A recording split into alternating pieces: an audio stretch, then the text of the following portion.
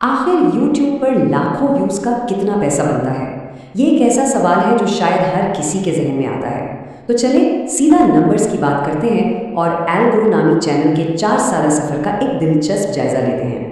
सबसे पहले तो जरा इस चैनल का स्केल देखें। 4 सालों में एल्ग्रो को मिले 5 करोड़ 20 लाख से भी ज्यादा व्यूज। सोचने में भी बहुत बड़ा नंबर लगता है ना? लेकिन असल सवाल तो ये है कि इन 5 करोड़ 20 लाख व्यूज से आखिर कमाई हुई कितनी? बस यही वो सवाल है जिसका जवाब हम अभी तलाश करने वाले हैं। तो इस सवाल का जवाब ढूंढने के लिए चलिए शुरुआत करते हैं चैनल की टॉप वीडियोस से, क्योंकि यहाँ से एक बात बिल्कुल साफ हो जाएगी कि हर व्यू की कीमत एक जैसी नहीं होती। अब मज़े की बात यह है कि चैनल का सबसे ज़्यादा देखा जाने वाला कंटेंट कोई लंबी वीडियो नहीं बल्कि एक यूट्यूब शॉर्ट है। एल्ग्रो ने अभी तक सिर्फ 2 ही शॉर्ट्स अपलोड किए और उनमें से एक सीधा वायरल हो गया। इस एक शॉर्ट पर 36 लाख व्यूज आए। काफ़ी इंप्रेसिव है ना? तो फिर सोचिए इससे कमाई कितनी हुई होगी। यकीन करना शायद मुश्किल हो, लेकिन ये सच है, सिर्फ 16 रुपये।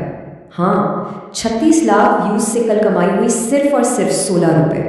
ये पहला बड़ा सरप्राइज है और ये यूट्यूब के पूरे अर्निंग सिस्टम पर एक सवाल खड़ा कर देता है। ओके, अब इस शॉर्ट को कंपेयर करते हैं एक लंबी वीडियो से जिसने भी काफ़ी अच्छा परफॉर्म किया था। वीडियो का टॉपिक था कि यूट्यूब पर सब्सक्राइबर्स कैसे बढ़ाएं। और बस यहाँ से मामला और भी दिलचस्प हो जाता है। ज़रा ये मुवाजना तो देखें, एक तरफ 36 लाख व्यूज़ पर सिर्फ 16 रुपये और दूसरी तरफ इससे 1/3 कम यानी सिर्फ 12 लाख व्यूज़ पर पूरे 1,80,000 रुपये। मतलब ये फ़र्क हैरान कर देने वाला है। तो सवाल ये है कि आखिर कम व्यूज़ पर इतनी ज़्यादा कमाई हुई कैसे? इस इतने बड़े फ़र्क को समझने के लिए ना एक मैट्रिक को समझना ज़रूरी है जो इस पूरे खेल को वाज़ेह कर देती है, और वो मीटर है RPM यानी रेवेन्यू पर मिल। अगर आसान लफ्ज़ों में समझाऊं तो इसका मतलब है कि एक क्रिएटर को हर 1000 व्यूज़ पर इश्तिहारों से ऑन एवरेज कितनी आमदनी होती है। और ये चार्ट बिल्कुल साफ कर देता है कि RPM में कितना ज़्यादा उतार चढ़ाव आ सकता है। खुद एल्ग्रो के चैनल पर ही कुछ वीडियोस का RPM 67 रुपये तक गया है, जबकि कुछ का सिर्फ 11 रुपये रहा है। एवरेज निकालें तो ये कोई 30 रुपये के आसपास बनता है। बस यही वजह है कि हर व्यू की कीमत अलग अलग होती है। ठीक है, तो अब जब हमें व्यूज़ और RPM का पूरा खेल समझ आ गया है तो चलें वापस चलते हैं अपने इस शुरू वाले सबसे बड़े सवाल की तरफ कि कल कमाई हुई कितनी। तो 4 सालों में 5 करोड़ 20 लाख व्यूज़ से एल्ग्रो की कुल एडसेंस कमाई बनती है 5,12,000 रुपये। ये वो फिगर है जो यूट्यूब ने बराह रास्त इश्तिहारों से दिया। अब हो सकता है कुछ लोगों के लिए ये रकम बहुत ज़्यादा हो और कुछ के लिए शायद इतनी ख़ास ना हो, लेकिन एक मिनट, कहानी यहाँ ख़त्म नहीं होती, क्योंकि अब हम आ रहे हैं इस पूरे मामले के सबसे अहम हिस्से पर।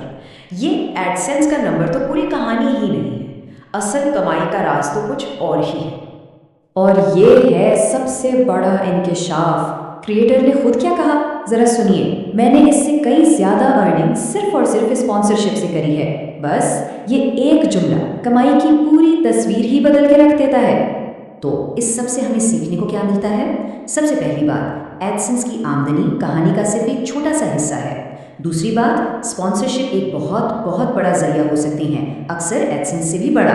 और सबसे अहम चीज़, व्यूज़ और कमाई का ताल्लुक हमेशा सीधा साधा नहीं होता।